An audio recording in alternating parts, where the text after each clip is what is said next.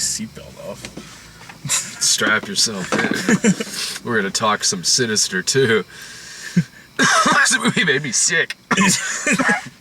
And not the good kind. Yeah, I don't feel very good. This is like pre my voice sounding like it did in the Million Ways to Die in the West video. I'm kind of coming off a sinus thing. So thank God I was at Sinister 2 tonight. Just honestly, yeah, kinda. This movie wasn't very good, but it was 90 minutes and it was quick and mindless.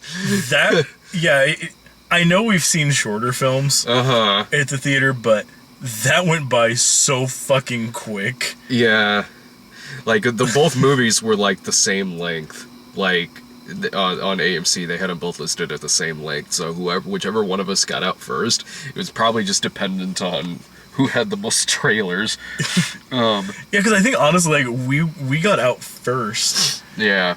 We got by, like, a minute, we got out first. Like, we were walking towards Sarah's car, and we hear, like, hey, and we turn around, and Sarah was coming out smoking a cigarette. Which I think, honestly, probably the only reason why we beat them out is because there's never a line at the men's room. Yeah, we went right in, and, yeah, we're like, oh, we should probably use the restroom now. Like, we might be talking about Sinister 2 for a while. If anything, because I'm talking really slow. Sinister 2 is not very good. It's really bad. I'm so sick, I swear to God we watched a Children of the Corn movie instead. That's not just me, is it? That was a sequel to Children of the Corn. I seriously, if they had just, like, named this, like, instead of Sinister 2, like, they could have named it Children of the Corn, like, what are they up to now? 8?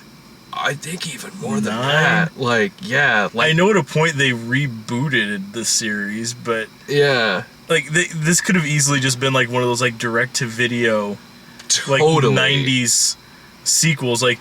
And honestly, it's slightly better than some of those. Children of the Corn 8, Sinister Harvest, boom. Yeah, or just, like, I don't know, Sinister 2, Bagul versus the Children of the Corn. 'Cause, like, legitimately, there's more corn in this than a couple of the Children of the Corn movies. There is. This movie takes place just south of Springfield. No joke. It takes, like, Springfield is on the map in a couple of shots in this movie. And so the movie does look it, like, eats, shits, and breathes the Midwest just by looking at it. So, you know, all of those great distance shots of people driving or looking off, like thinking about what they're gonna do with the situation. It's just flat corn, sky. A couple of farmhauses in the background. It's like, there's a silo back there. That's about it. There's a grain elevator. Like, I mean, there's ideas in this movie that I like, because, I mean, maybe it is from growing up in the Midwest all my life, but I don't know if you're the same way, but when you get on those rural roads and you just see like half torn down farmhouse and shit just sitting there, like, it looks like a horror film. Like, you pass by that shit and you're like, I don't know why, but I think something dark may have happened there at some point in history. Oh yeah, no, fucking totally. Like, I grew up in a town that looks like the town in the movie. Like, I grew up in a town of like 600 people.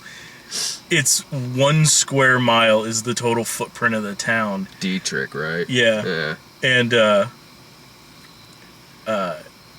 it's like any direction you look is just corn. Yeah. But anywhere you go out there on these old, like, field roads and shit like that, there's all these, just abandoned, like, houses that no one's been in for, like, 40 fucking years.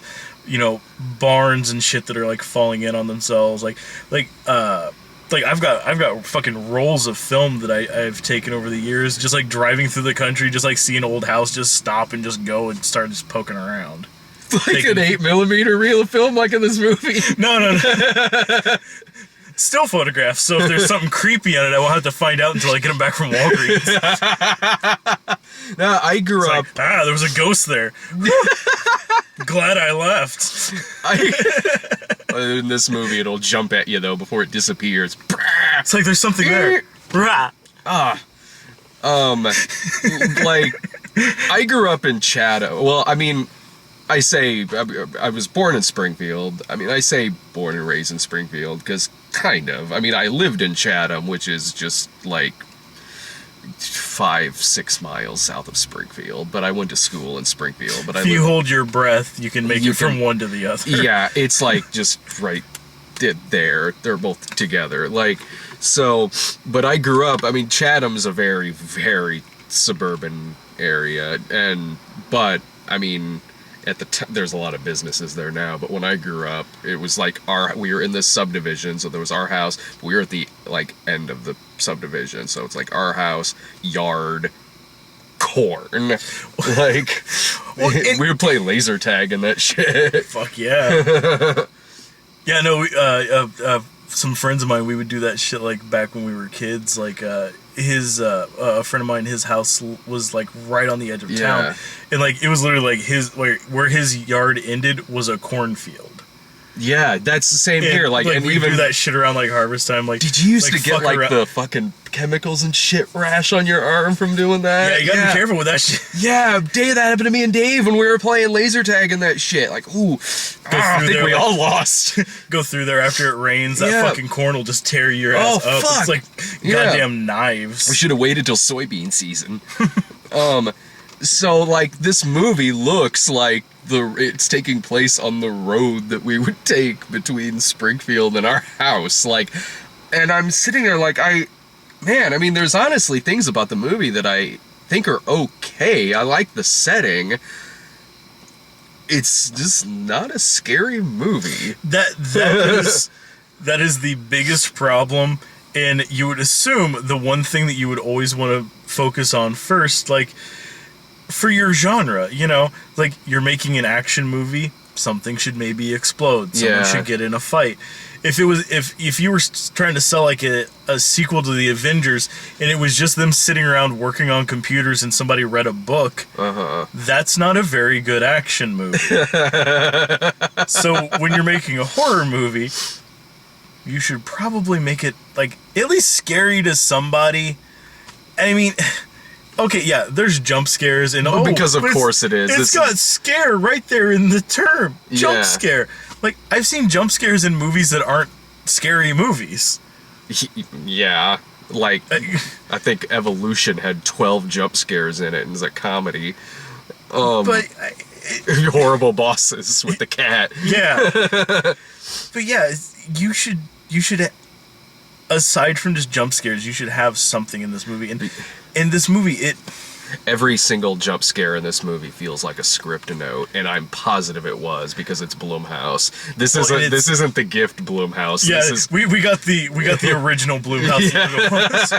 So like I get like you can just feel script notes while watching. Oh, this and movie. they're so fucking telegraphed. It opens with a jump scare that's a scene that has nothing to do with anything else in the movie, and of course the final shot in the movie, of fucking course, is Bagul right at the fucking camera again, because it's one of those horror movies where, because it's so jump scare heavy, it's a killer in a movie that knows he's in a movie, because the only reason he's doing shit, like appearing when no character can see him, not even like he's trying to like spy on the character necessarily. Yeah, there's just odd scenes where he's just in the background and no one notices him and no one pays attention to him, but it's not like an eerie, creepy thing. It's not like Michael Myers. Yeah, it's not like a Michael Myers, like, it's like you could watch the scene 5 times and it's till somebody points it out. Like, no, he's fucking standing right there. Oh shit!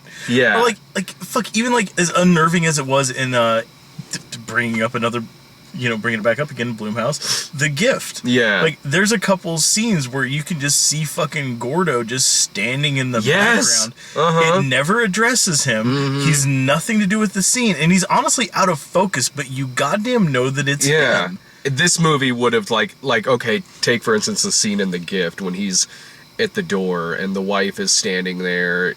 It pans over and there's nothing, pans back to her, pans back to the door, and he's standing there.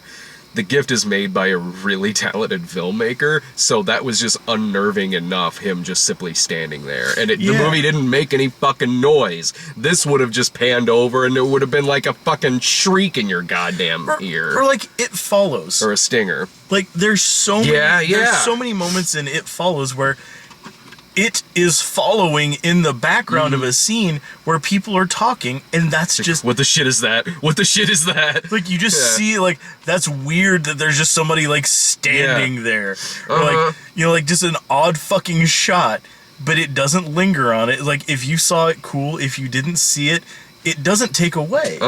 That's how you do that effectively. But this, like, it just felt like, it's like, oh my god, he's standing there for our benefit. Yeah, he is standing there just because he knows an audience is watching him, and his face will appear on a computer screen, even though nobody can see it, except for the audience, and it's going to put in this stinger sound effect whenever that happens. And I don't get this villain. I don't. Like, this movie is... His motives make no sense to me. He knows somebody is chasing after him and trying to cut off his trail, and the ghosts in the movie, which are the children, this is like half Children of the Corn, half Beware Children at Play. The tagline for the movie is "Be careful, children at play." Yeah. They can physically move objects. At the end, they're throwing shit at the deputy. Yeah, they have full control over everything in their environment. It's like they have fantastic strength. They have to hang whole family members and shit by their legs, and which, I mean, the first one did that too. But like, so they have to have, you have to write it in there that they have to have superhuman strength, or something is doing this, and not just the kid who they have chosen. Yeah, so I mean, there's a lot on that, but they seem completely ineffective at doing anything other than causing a mess. Yeah, they really, really quickly, they could stop Deputy sort of Ty Burrell. Yeah, because there's a scene in the movie where the dude and the family are trying to hide from, like, the kid who's been chosen. And, you know, it kind of shows that, like, all the ghost kids are running around the house searching for them. Oh my god. And that they can't see or hear them at all. So they're like sneaking around, like see them like hiding in a closet, like he's up here in this one. They actually say the main like ghost kid, who looks straight up out of Children of the Corn. Yeah, he looks like what was the lead kid in that? Was it okay? There was Malachi. Yes, and Courtney Gaines, from The Burbs, was he was Isaac, the redhead one. Oh no, Isaac was the creepy church kid. Malachi was the redhead kid. Okay, yeah, because the one when the other one in like part 6, he comes back, right, and it's like Isaac's return or some shit like that. Yeah, all right. Yeah, he looks straight the fuck up and down like that kid, just a foot fucking taller. He just straight up. But the kid is really bad in this. Like, they literally have him say, come out wherever you are, when he's walking around the house. He's not... The kids aren't that scary in this movie. We've taken possession of your son, Outlander! You know what I was hoping it would be? You remember that fucking kid from Demonic Toys? I wanted it to be that kid. Suddenly that deep ass, like, I'm Satan. I'm gonna get on top of you and do the nasty. Like, what the fuck? Hi, guy. Thanks for coming. It's like, dropped those early. That's That's what I was hoping when I was looking, because facially and hair-wise, it kind of looks like that kid. Yeah? Although this kid is dressed like straight up Amish, and the kid in this movie is dressed like Moral Oral. I was thinking about that when we were watching it. Oh my god, he is. I was thinking about that when we were watching it. I was like, oh shit, Moral Oral's done gone crazy here. He just literally killed his family this time.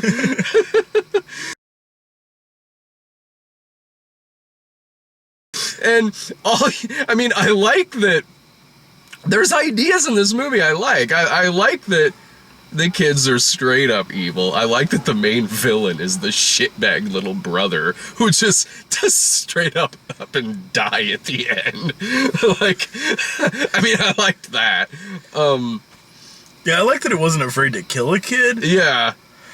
But it wasn't afraid to say, like, no, this kid's a little shit. So he's gonna die. Shows up and just runs into him with his fucking truck. That's my thing about this movie. That was a resilient child. Yeah, like, he should have just run that kid right the fuck over, and apparently all you need to do to stop this shit is to just smack that fucking camera right out of that kid's hand. That's all you need to fucking do. This shouldn't be that fucking hard. But there's just so many weird things that they try, because this movie, it tries expanding on the formula and showing you more of like the mythology that goes behind I still don't thing. understand it. How did this thing work before cameras were invented? Yeah, like it tries like branching into that a little bit, like showing that like apparently like back in the day, like it was like somebody would write like a really terrible piece of music about it. It's like, yeah, okay. Or like at one point there's a like from this one like Norwegian village in like the 70s. I guess there were no cameras there, so like everything was like every time there was a murder, it was all like transmitted live on like a ham radio and shit like that. They have this guy turn up in the movie who is just there to provide exposition. It's like Vincent D'Onofrio in the first one. Like, it's just the character who literally just shows up to explain things. Yeah. And I remember liking the first one, and I mean, we were talking about this before the movie, that like I don't know how much of it was because Ethan Hawke was really, really good in it. And I think a fair portion of it was because of Ethan Hawke. There have been some movies that I haven't especially been excited to watch, but I'll watch because Ethan Hawke's in it. I will too. Like, I would have, like... Even knowing how bad, like, The Purge was, I'm like, yeah, but, I mean, maybe at least Ethan Hawke's good in it. And he was. But it's still just a terrible script. If you hadn't have gone and seen Getaway, I probably would have seen it. Just because, like, alright, it's got Ethan Hawke in it, like... Yeah, I mean, even if it's a bad movie, he usually turns in a pretty solid performance. And he was really good in Sinister, and what I'm remembering about what worked, I mean, it feels like it's been forever since I've seen it, but what I feel like made that movie work better than this one is that you had a likable... I mean, in this movie's got some likable enough characters, but that you had a really surprisingly strong performance. Not that Ethan Hawke giving a good performance is surprising, just in a movie, in something like Sinister, like, you had this, like, really pretty great performance, where he's just, like, he's this struggling writer, and he's, like, fucking drinking and shit, and there was a solid mystery to it. And yeah, and like slowly thinking he's going crazy. Yeah. Like there was some interesting moments to it, and a lot of it is like his reactions to like this craziness that he keeps like getting deeper and deeper into. Where this one didn't really have that. This one it like shows its hand immediately. Like you see you see Bagul within like the first like minute of the movie, and he's just constantly popping in and out. Not only that, and like the ghost kids are just they're there through the whole movie. Yeah, there's more to like. Honestly, it probably shows those ghost kids more than it shows like the actual like main cast. Probably. Once they show up, I mean, they're definitely in the movie more than Bagul is by far. Well, they're in the movie probably more than like Definitely more than the mom is. Yeah. Definitely more than the deputy is. And Bagul is just... I mean, I guess I understand Bagul maybe not being in it much, because it looks like somebody couldn't decide on if they wanted to cosplay as the Crow or Jigsaw, so they decided on both. Yeah. Well, it's like, I think also, like, they couldn't decide if he should have lines or not, so they just gave him, like, no mouth. It's like, what would be creepy? Just no mouth, I guess. Well, But big sausage fingers. they're gonna do they saw how bad Smiley was, so like, no, let's No smiles at all. let's take that shit away. And it... Yeah, he looks like a guy that you'd see outside of any convention we go to. Or like some just like... Or like outside of the fucking like brew house or something like that. Yeah, or just some like death metal costume band or something. Yeah. Something like you mentioned this before, had something that only like Hadley would have heard of. Yeah, like this guy seems like he'd be really into like fucking like Scandinavian death metal and shit like that. Like, it's like this guy would, like, if Death Clock was a real band, this guy would be like part of their road crew. Yeah.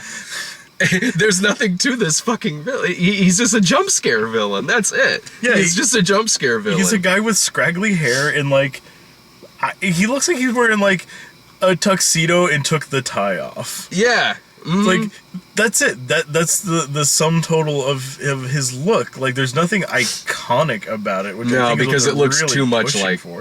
It just like, it looks like clothes. It looks too much like other stuff, too. Like, if I hadn't heard of this movie and I saw that Bagul thing, I would have been like, is that something from Saw? Because it looks not unlike something that Jigsaw would have stuck in some room. Oh, yeah.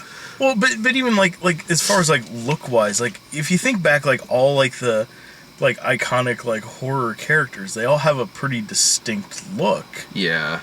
And this guy just looks like he got off work in like sometime in the mid-fall and put on like an overcoat. Like, there's nothing like that stand out about it. No. Like, because even if you think like characters like Jason, Yeah. immediately when you think of Jason, you think of him wearing like fucking work overalls. Yeah. Which he didn't start wearing until like way late into the fucking series. Uh-huh. Like up until like, yeah, honestly I think the 5th one, and that was just because it was that dude's like jumpsuit for... Yeah, because in 3 and 4, he's wearing that like green button up and those like he's just wearing pants. Yeah, he's just wearing khakis and Yeah. a t-shirt with like an actual like just jacket. Like, Well, the jacket wasn't until like... well, no, not like a big, but no, it's yeah, it looks well, just like one of those like light fall type yeah. like work jacket type thing. But yeah, in the second one, he's wearing like fucking like overalls and a flannel. Like, he looks like you're being chased by some fucking country bumpkin. Like, He's also like my height in the second one too. but like once he got that kind of that jumpsuit look, like that's what everyone thinks of. Like Freddy, you think, okay, Yeah. there's that mental image. Like, there's nothing about this guy that stands out. Like, even like with Jigsaw, like you know, like the weird tuxedo thing that's on like that doll with like the face paint. Yeah, that stands sticks out. Or like whenever he's wearing like the pig head with like the long hair and everything, like it's got like that weird like silk robe that it's wearing. Like, that stands out. It's a guy who looks like he hasn't washed his hair today. Yeah, this feels like something like one of those like late 90s, like one of those like flop late 90s, early 2000s like slasher movie where you remember not liking, but you can't remember what the killer looked like.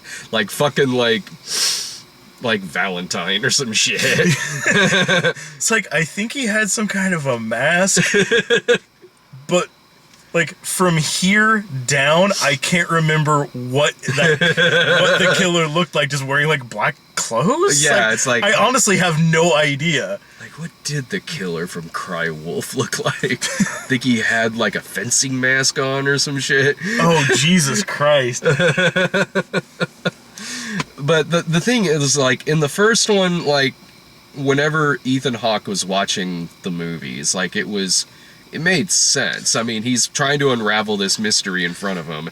In this movie, it's torture porn. I mean, they're just straight up showing it to you for really, honestly, no real reason. And yeah, like things are happening and they're trying to build on it, but they're not doing it in a way that makes any logical sense. Like, and it's predictable. You know exactly where this movie's going.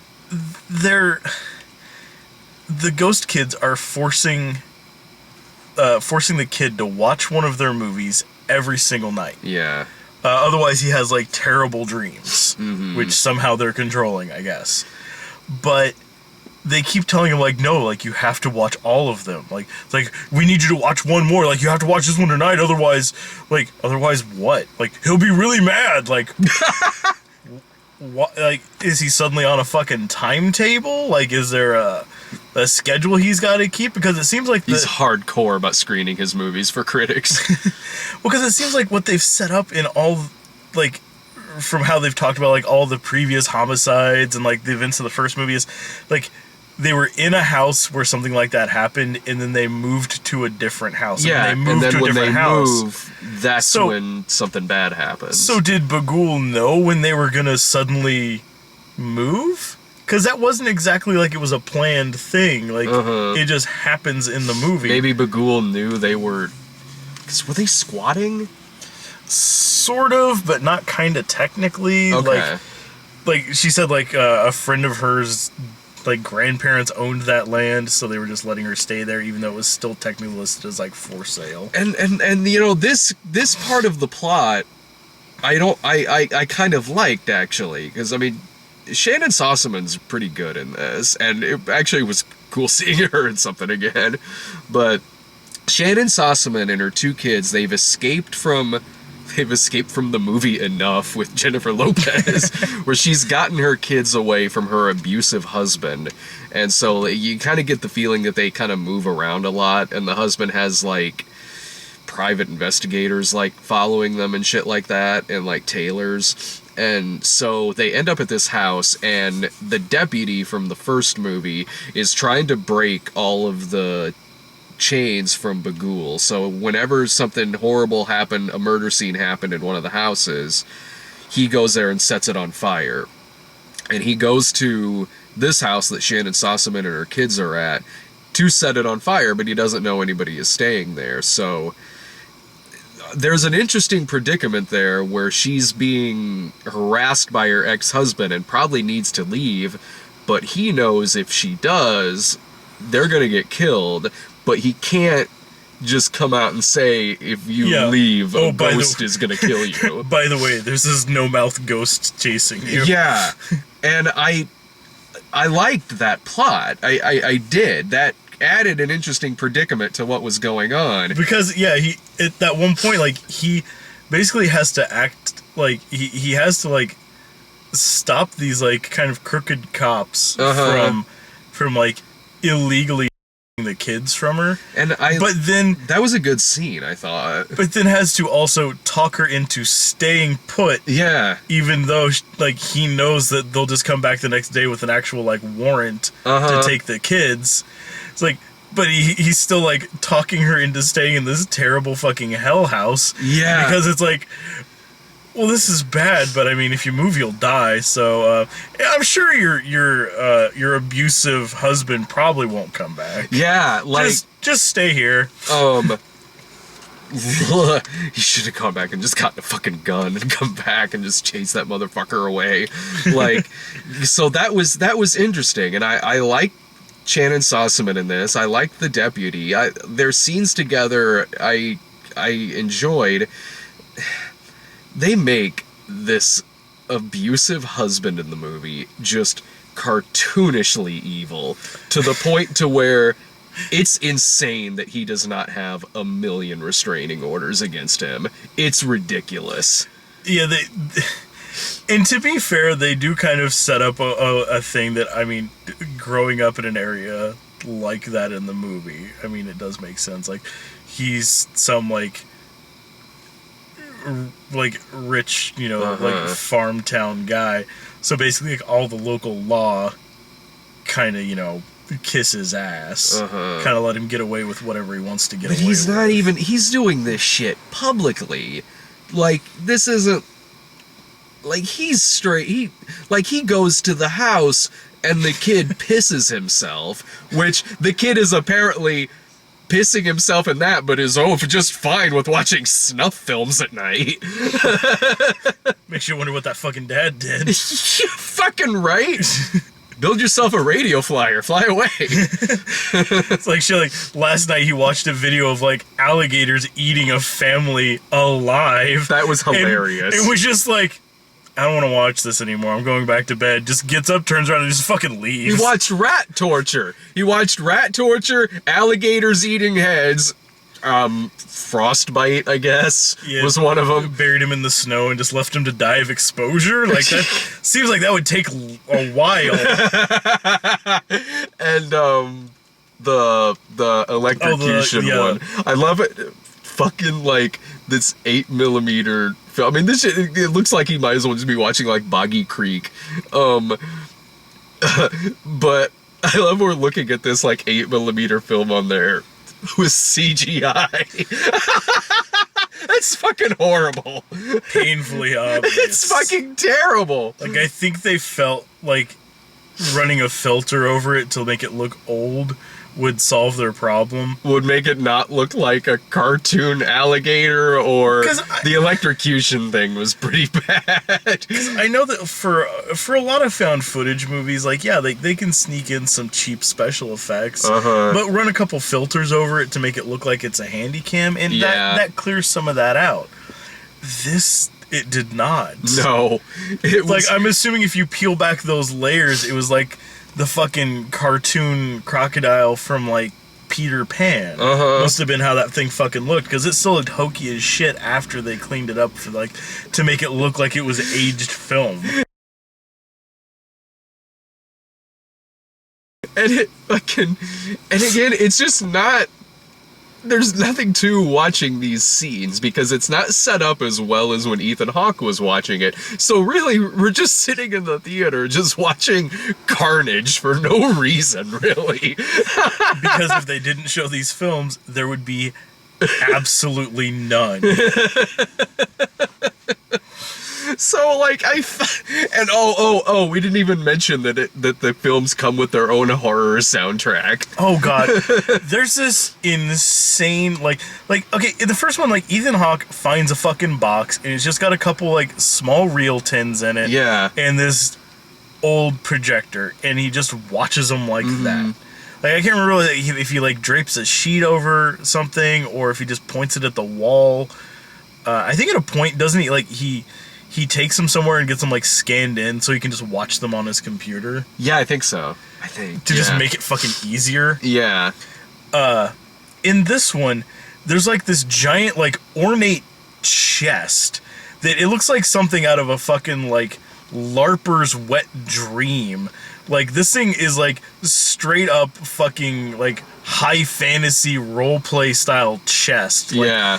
This thing, like, you should open it up and there's, like, a magical suit of armor that talks to you and fights for you in it. I mean, it's fucking insane. And you open it up and it's all velvet lined and has little cubby holes, like, for all of the film reels.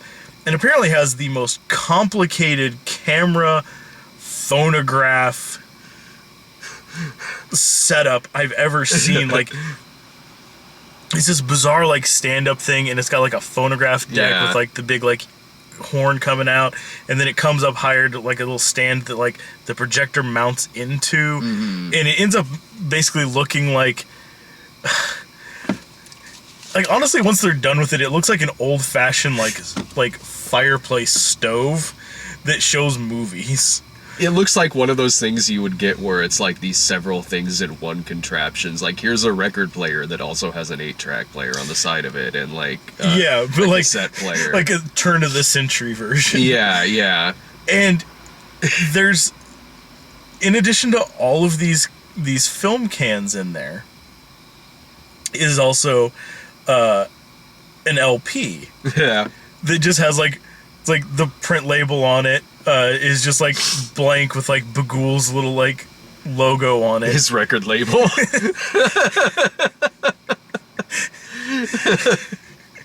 Big B Productions. I had my glasses off when that was up there. With my glasses off, and at first glance, it looked like the Stigwood logo. It's like this fucking record, like they take it out, and the kid's like, "What's that?" He's like, "I don't know.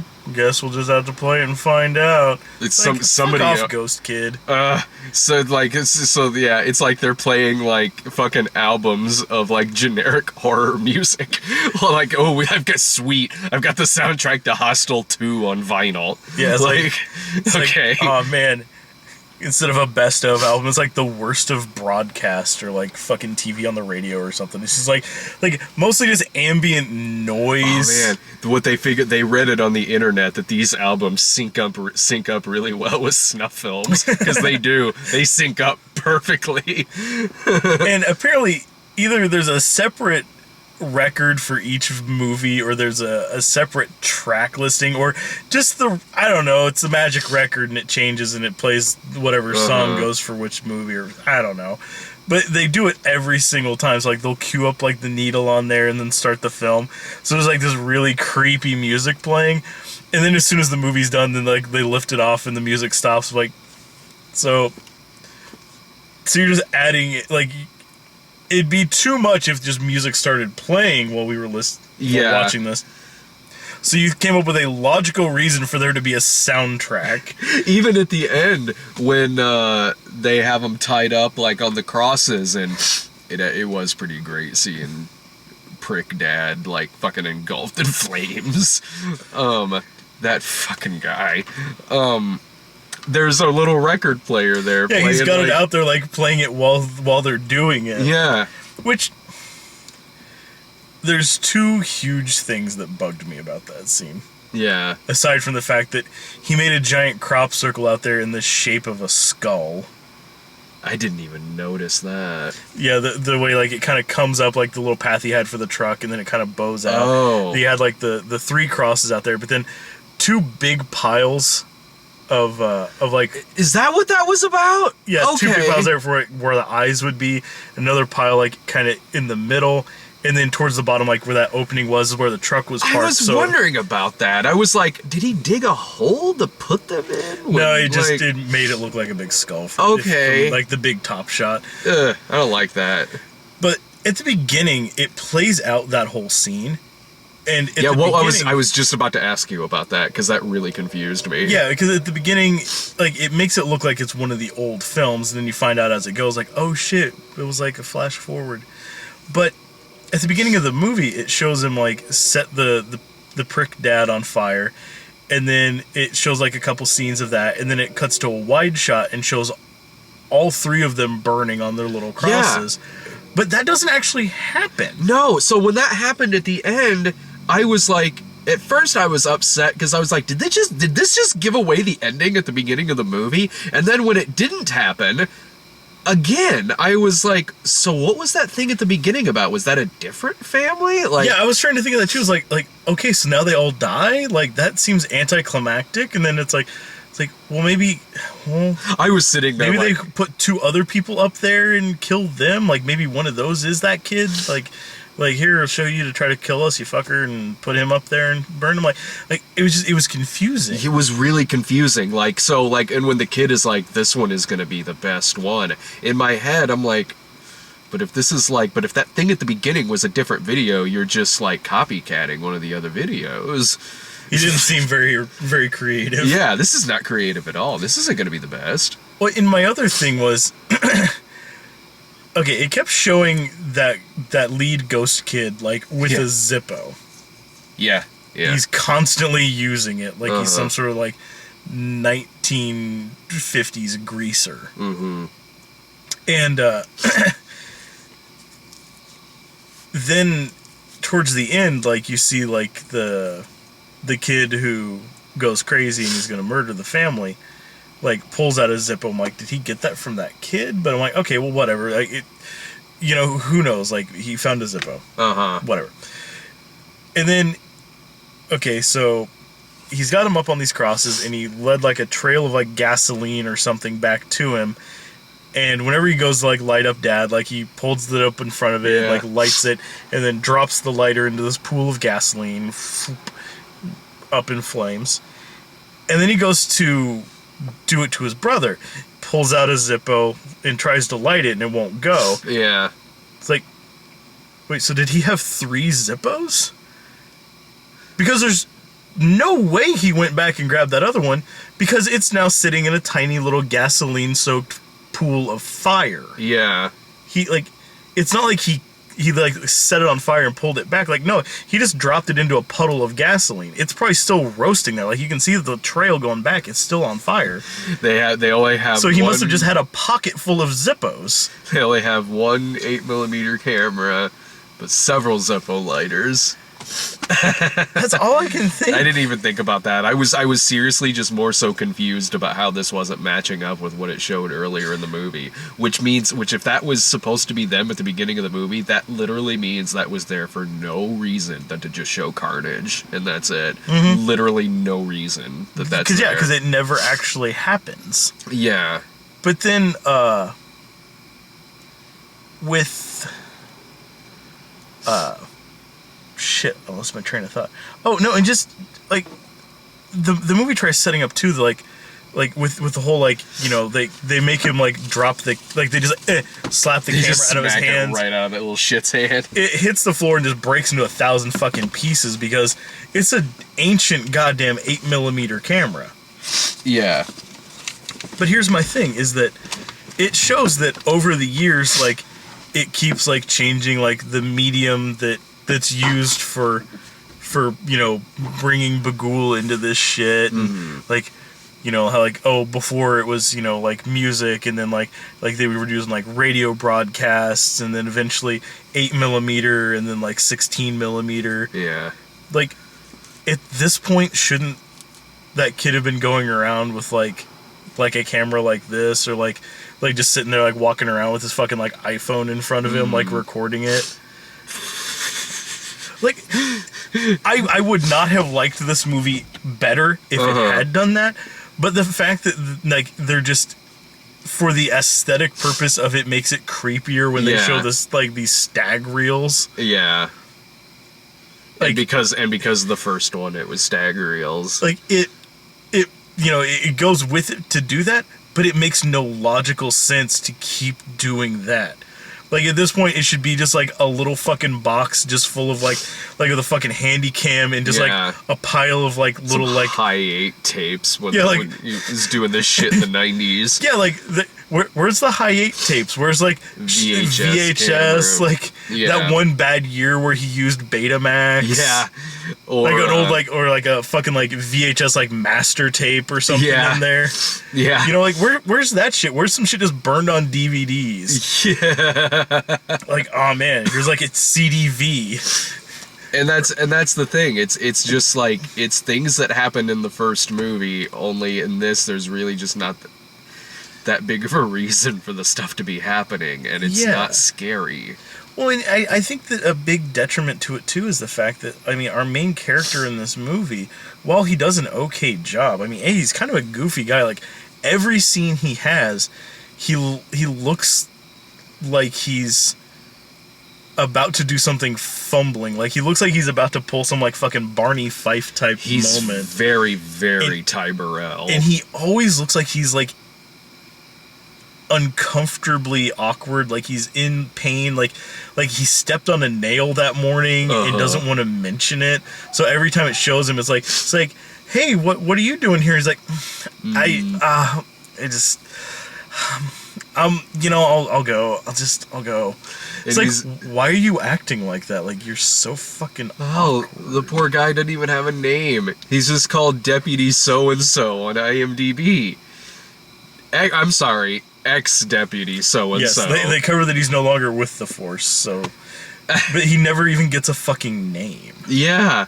They don't get... Hell, I don't think they mentioned... I thought about this when we were watching it. I don't even think they mentioned Shannon Sossaman's name till, like, halfway through the movie. Yeah, like, way late. Like, she's like, oh, by the way, my name's Whitney. He's like, okay. Mm-hmm. Yeah, it's awkward. Like, I know I've seen plenty of movies where the name... where the main character didn't have a name, but it was done on purpose, not just it feels like it was forgotten. Mm-hmm. Like Layer Cake or Fight Club. Or the hooker with a heart of gold. For those, it's part of the movie. In this, it's just like she just never thought to ask. I guess, I didn't even think about that until we looked at IMDb. I was like, did it not say his name in that movie? I might have missed it if they did. It could have just went in one ear and out the fucking other. Or maybe I just assumed that he had a name in the first movie. It's like we covered it before. No need to retread that information. The movie... I believe it's from the same writers, at least one of them, because C. Robert Cargill wrote or at least co-wrote the first one as well. Yeah, I saw. He wrote and directed the first one. On this one, he only had a writing credit. Yeah, and I remember thinking the first one was all right, and he also wrote. I think he also wrote Cigarette Burns from Masters of Horror, and that was good. That one's really good, and I mean, if that would also explain kind of where Sinister came from. Honestly, yeah, and in this, this certainly does feel like Blumhouse is first one was a success, gotta make a second one. So, okay, I mean, I will say, It looked like they were trying to take it in a different direction. It didn't feel like it was just remaking the first one again.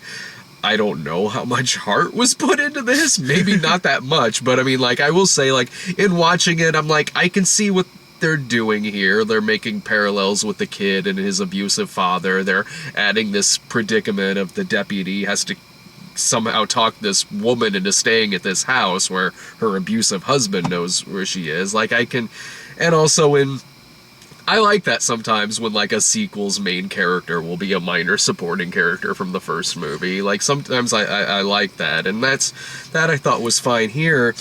Honestly though, like I said at the very beginning, it's not that scary, and it really just feels like it's mainly just carnage for the sake of watching carnage. And yeah, that's the biggest fault that it has. It spends so much time trying to go over and give you all this backstory and exposition and filling in bits of information, because in the first movie you find out that his name is Bagul and he's known across all cultures and religions and history. Period. That's it. It's if he had a fucking Wikipedia page, it'd be one sentence. Yeah. And in this one, they're okay, well, we need to fill that Wikipedia page out. Here's information. Mm-hmm. And at the end of it, it's shit, we forgot to actually make it scary. Put in a couple jump scares and call it a fucking day. Ooh, he's in the hallway. Yeah. Ooh, he's in the mirror. We need a jump scare at the beginning. We need a jump scare at the very end. There's a jump scare beat probably every 10 minutes. Oh, by far there is. And I figured that was going to be the case walking into it. Because, I mean, the first one had that problem too, but at least I was intrigued about what was going on in the first one. At least, I bought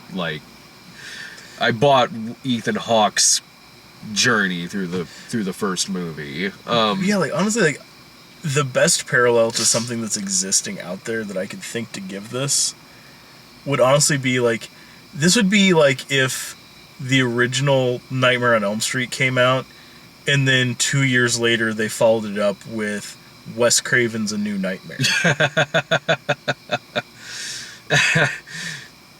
I mean, the movie's not meta. Well, aside from that aspect of it, aside from that, just when you see Heather Langenkamp, just assume that she's not playing herself. But aside from that, it's it hits most of the same beats, but it focuses so much on building this weird mythology behind it. Oh, I get what you're saying. Okay, and basically just retreading what's already been done, and by the end of it, it's It's interesting stuff, but mostly not scary. Like, it's just stuff happening, and you see Freddy a lot more. I mean, I enjoyed Wes Craven's New Nightmare. Oh, no, I really enjoyed it. But think of what if the other ones weren't there? What if you you're going from because just the first one's legitimately scary, and then watch New Nightmare. You have no knowledge of the other ones. Like that never happened. It just jumped from that to that. That's what I mean. Like this or one, like Friday the 13th Part 2 into Jason Goes to Hell.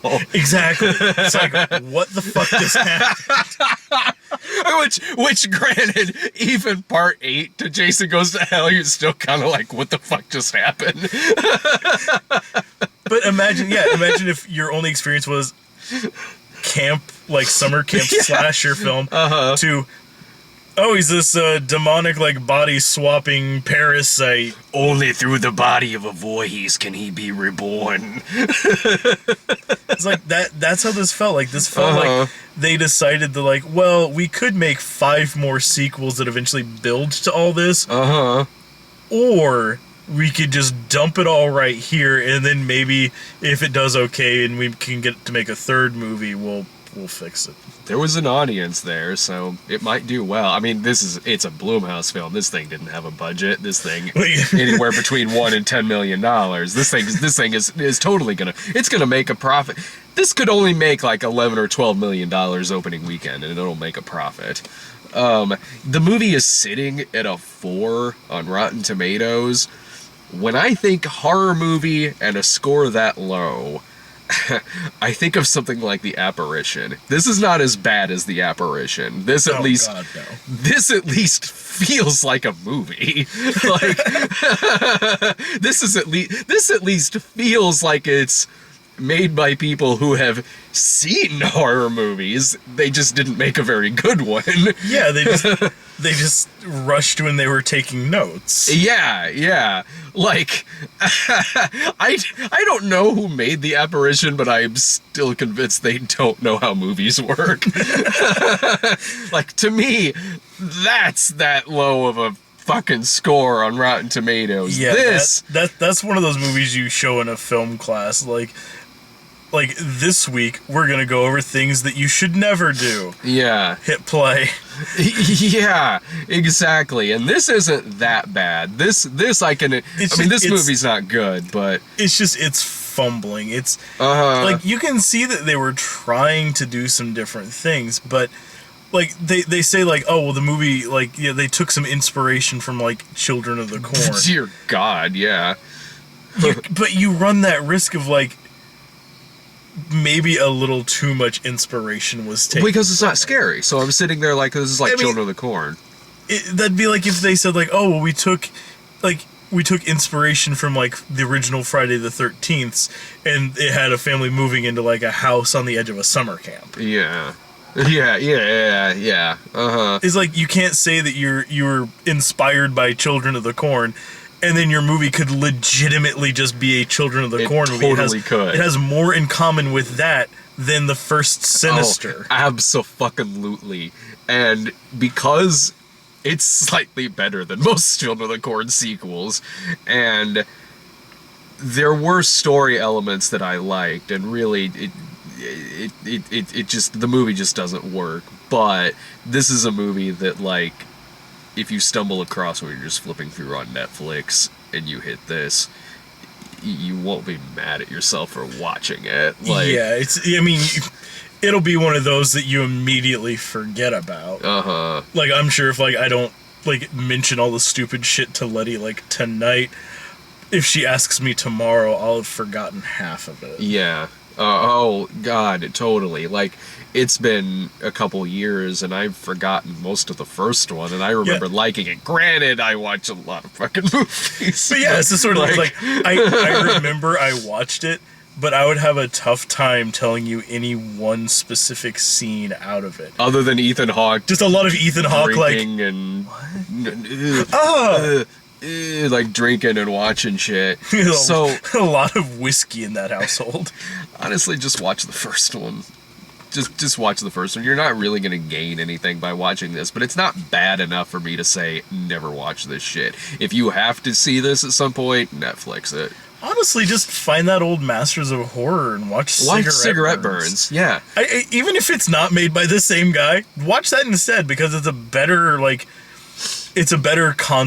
better movie based off of what seems to be the exact same sort of concept. And watch. Plus, it's got Norman Reedus and Udo Kier in it. Yeah, fuck yeah, it does. And watch Legend of Boggy Creek. There were some shots where I just leaned over to you like, hey, Travis Crabtree.